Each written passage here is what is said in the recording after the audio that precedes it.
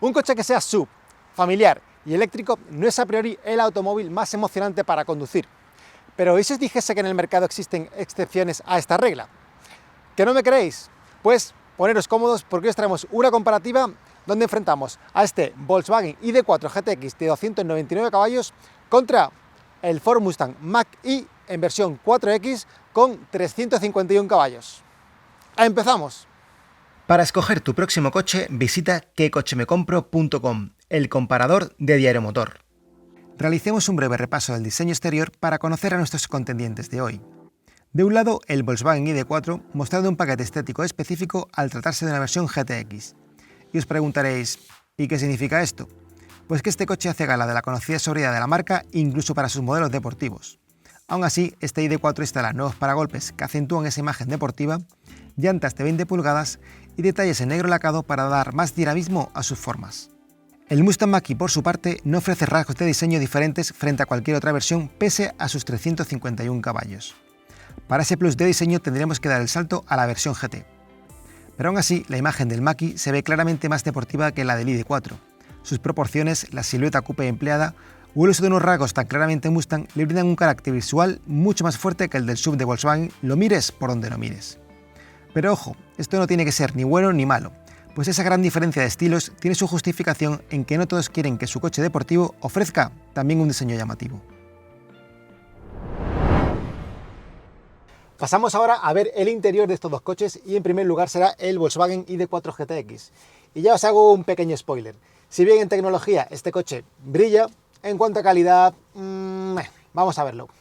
En cuestión de calidad, en este ID4 nos encontramos un habitáculo bastante bien ensamblado, pero donde llama la atención la abundancia de plásticos duros.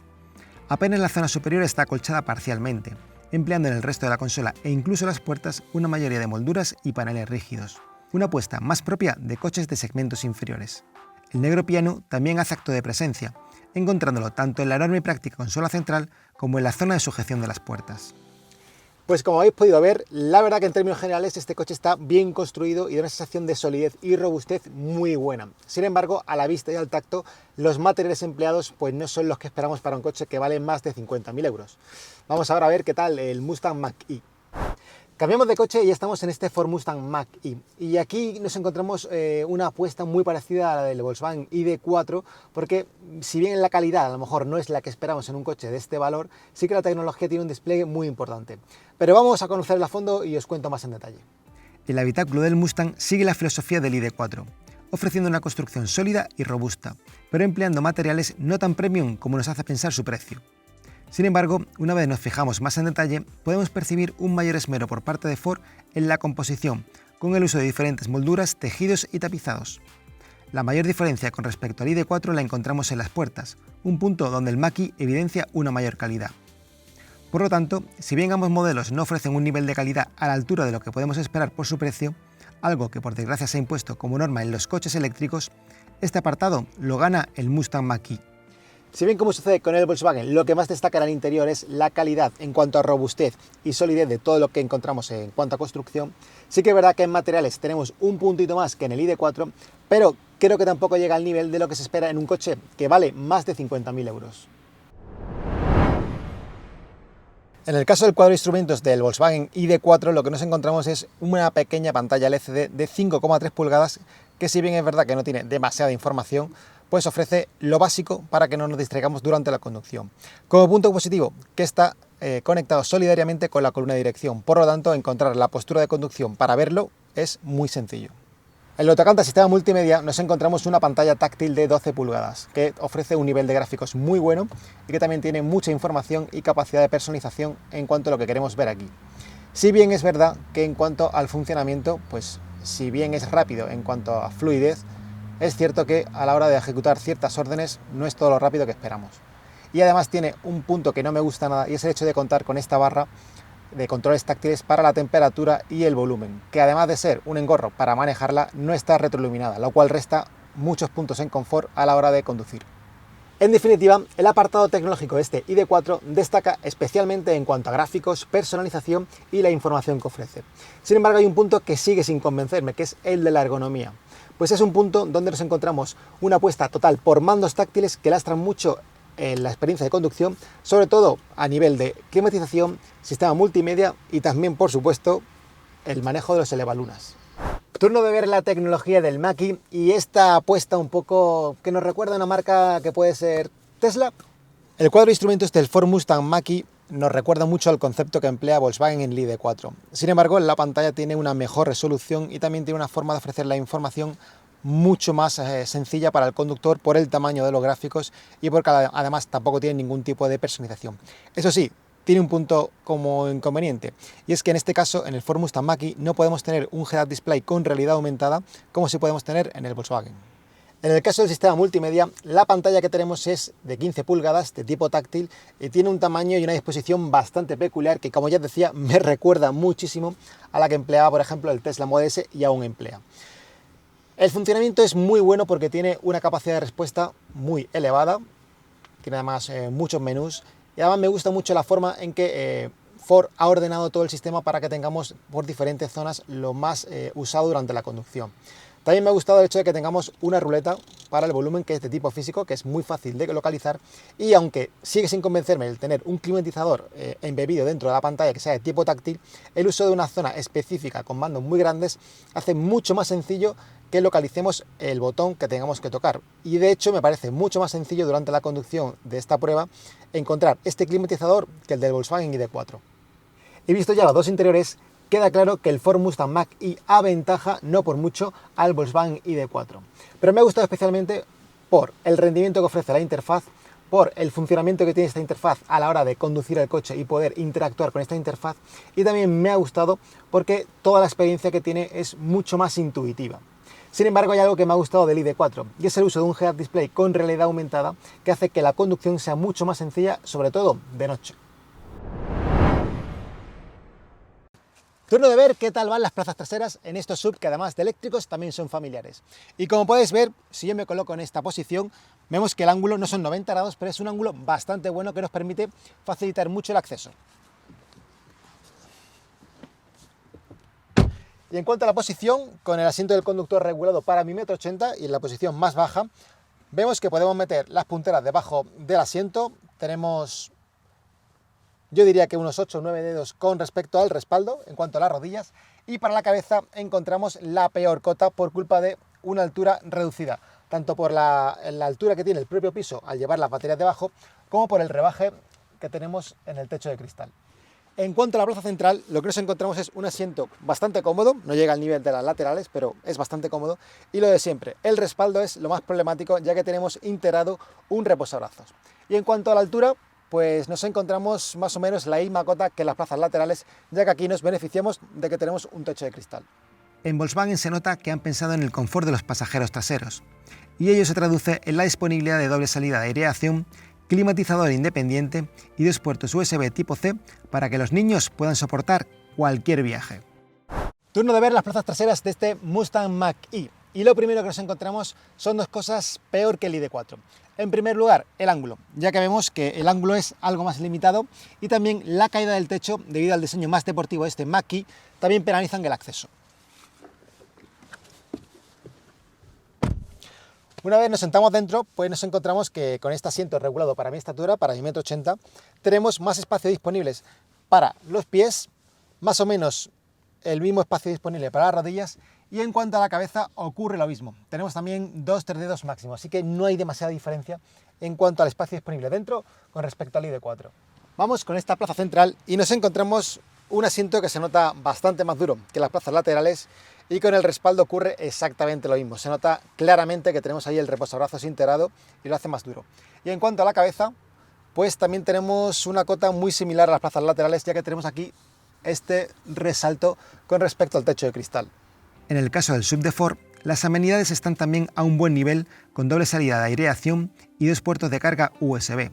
Sin embargo, en este caso no tenemos un climatizador independiente, por lo que solo podremos regular el aire que nos impongan los pasajeros delanteros. Pasamos ahora al apartado del maletero y empezamos por el Volkswagen ID.4. En este caso nos encontramos apertura eléctrica del portón, un maletero de formas muy cuadradas, muy regulares, y que además tiene una boca de carga que está a una altura, si bien no demasiado baja, sí lo suficientemente buena en cuanto a altura para que sea muy fácil introducir bultos. Vamos ahora a verlo más en profundidad. El maletero de este ID4 tiene un volumen total de 543 litros, destacando en él la posibilidad de ampliar ese espacio plegando los respaldos traseros y el doble fondo diseñado de forma específica para poder guardar los cables de recarga. Y aunque no es lo habitual, también quiero destacar la bandeja empleada, de tipo rígido y extraíble, y ahora veréis el porqué. En el caso del Mustang Mach-E, en cuanto a maletero, nos encontramos también apertura eléctrica, un maletero también de forma muy regulares, aunque eso sí, condicionado en altura por el diseño más tipo coupe que ofrece este Mustang eléctrico comparado con el ID4. Y antes de entrar a valorar el interior y el volumen que tenemos, hay un punto que no me ha gustado, y es el hecho de tener esta suerte de cortinilla de tela que nada tiene que ver con la bandeja que tiene de tipo rígida el ID4. Pero bueno, lo que os he dicho, vamos a ver por dentro cómo va este maletero. En el Mustang Mach-E tenemos un maletero trasero de 402 litros, una cifra claramente por debajo de la del ID4, aunque también puede ampliarse abatiendo los respaldos traseros en proporción 60-40. Cuenta además con doble fondo y en él aparece un hueco específico para los cables de recarga. Y es ahora cuando llegamos a la bandeja, una suerte de pieza flexible en material textil que no nos ha convencido nada de nada. Pero hoy, en este Mustang, y a diferencia del ID4, sí que existe un segundo maletero delantero con 81 litros, sumando así un total de 483 litros, lo que aún serían 60 litros menos que el ID4, además de obligarnos a repartir la carga en dos zonas diferentes. Pasamos al apartado de conducción y nos ponemos al volante del Volkswagen ID4 GTX para empezar a contaros qué transmiten estos coches, pese a ser sub, familiares y eléctricos. En primer lugar, voy a empezar por lo obvio. Tenemos un coche con 299 caballos, tracción total gracias a dos motores eléctricos y por lo tanto este es un coche que puede correr bastante y que tiene ese punto de agilidad, de respuesta instantánea que siempre buscamos en un coche eléctrico de cierta potencia. Y efectivamente, esta versión se nota que es actualmente la tope de gama del Volkswagen ID4 y se percibe esa ganancia de prestaciones. Es un coche que brinda ese carácter un poquito más divertido, un poquito más ágil y sobre todo que mejora la respuesta, porque no podemos olvidar que este coche con la batería de 77 kWh pues tiene un peso que ya se va por encima de las 2 toneladas y eso hay que tenerlo en cuenta a la hora de hablar de un coche que podamos decir que tiene cierto carácter deportivo o cierto carácter dinámico. Por eso es importante considerar esta versión GTX como una alternativa o más o menos una evolución de la sigla GTI de la gama convencional. Es decir, sí, este coche tiene potencia y se nota ese salto de prestaciones con respecto a cualquier otro Volkswagen ID4, aunque tenga tracción total. Pero esto también significa que ganamos algunas cosas más. Por ejemplo, un punto muy importante es que en este coche tenemos un setup específico de suspensiones y de chasis que además se acompaña del chasis adaptativo, lo cual es un punto muy positivo porque tenemos 14 niveles de regulación que nos permiten ir desde un punto muy confortable. Realmente este coche me sorprende porque siendo una versión, digamos, de que tiene ese puntito más de picante, sigue siendo un coche muy cómodo, que filtra muy bien las irregularidades y que sobre todo sigue estando muy pero que muy bien aislada del exterior. Es decir, la aerodinámica, el firme, la rodadura siguen estando muy bien filtradas. Y ahora vamos a abordar una parte del recorrido de pruebas que tenemos para, digamos, una conducción un poquito más dinámica, más de curvas, y ya veréis que hay algo que me gusta y que no me gusta en este coche. Y voy a hablar ahora de la dirección. ¿Por qué? Porque se nota que, por ejemplo, cuando jugamos con los diferentes perfiles de conducción, notamos que con el modo conducción más deportivo, la dirección gana peso, tiene más firmeza, tiene un buen tacto. Sin embargo, me sigue faltando ese punto de información, ese punto de feedback de lo que sucede en las ruedas delanteras. Es decir, este coche está, o sigue estando, mejor dicho, muy desconectado de lo que pasa en el firme y, por ejemplo, estamos en un firme más irregular y en nuestro cuerpo no lo nota, nuestras manos no lo notan y eso a mí la verdad es que no me convence. Es cierto que esto ayuda mucho a que la conducción sea muy placentera, muy confortable, sobre todo en ciudad es muy cómoda, pero a la hora de movernos un poco, me falta ese punto, porque ya que hemos ganado en suspensiones y en dureza de suspensiones, pues la dirección creo que debería haberse mejorado. Y por último estaría el punto de la frenada, porque aquí es donde se nota que el tacto de frenada sigue sin ser el punto fuerte de este coche, de toda la plataforma MEB, por desgracia. Tenemos una regeneración que actúa, que tiene un recorrido de pedal que más o menos podemos dosificar, pero el cuando entra la frenada mecánica, cómo dosificar, cómo hacer una frenada regresiva, sigue costando mucho pillarle el tranquillo a este coche. Y es una pena porque la verdad que en esta versión GTX se ve que hay un primer intento, unas primeras buenas maneras hacia un espíritu más deportivo de coche, y quién sabe, a lo mejor en el futuro pues hay una versión todavía más radical. Este es un buen primer paso, pero todavía como coche realmente deportivo le falta recorrido, pero sí que es verdad que aquí vemos un primer paso que me gusta. Pero ya os digo, me sigue faltando ese puntito en cuanto a tarado y en cuanto a, sobre todo, dirección y freno, para considerar este coche realmente un SUV familiar y eléctrico con la etiqueta de deportivo. Cambiamos de montura para contaros ahora cómo va este Ford Mustang Mach-E en cuanto a conducción. Y ya os adelanto que nada más nos sentamos en este Mustang se percibe un tacto diferente. Ya se nota que este coche de primeras, pese a que por ejemplo el Volkswagen ID4 diferencia su versión más deportiva con el acabado GTX, en este caso, pese a tener 351 caballos, no hay esa diferenciación tan grande en cuanto a diseño, en cuanto a conducción. Es decir, el Ford Mustang Mach-E de base ya es un coche que se siente y se percibe más deportivo. Aunque también es verdad que existe una versión GT todavía más deportiva que ya roza con los 500 caballos y que bueno, ya es otro nivel. Pero en este caso creo que es importante tener en cuenta esto, porque ya cuando de primeras el coche ya parte de una base más deportiva, eso hace que todo el comportamiento del coche, toda la forma que tenemos de percibir lo que ofrece este coche es diferente. ¿Y eso quiere decir? Pues por ejemplo, que a nivel de conducción este coche ya se siente como un puntito más deportivo en cuanto a lo que nos transmite en dirección, en suspensiones, incluso el aislamiento no es tan bueno, por ejemplo. ¿Y por qué os digo esto? Porque el simple hecho de bajarnos del ID4 y montarnos en este Mustang Mach-E ya se nota que se transmite mucho más fácilmente un sonido del exterior, tanto aerodinámico como de rodadura. También se percibe mejor el firme, y eso es importante en este caso porque montamos el mismo tipo de neumático, exactamente el mismo, un neumático Bridgestone Turanza, diferente en medida, pero al ser el mismo neumático ya estamos ahí quitando un factor que podría desvirtuar la sensación que tenemos. Al ser el mismo neumático quiere decir que la diferencia en sonoridad, en rumorosidad, en vibraciones, ya viene de otra parte del vehículo, no viene del neumático.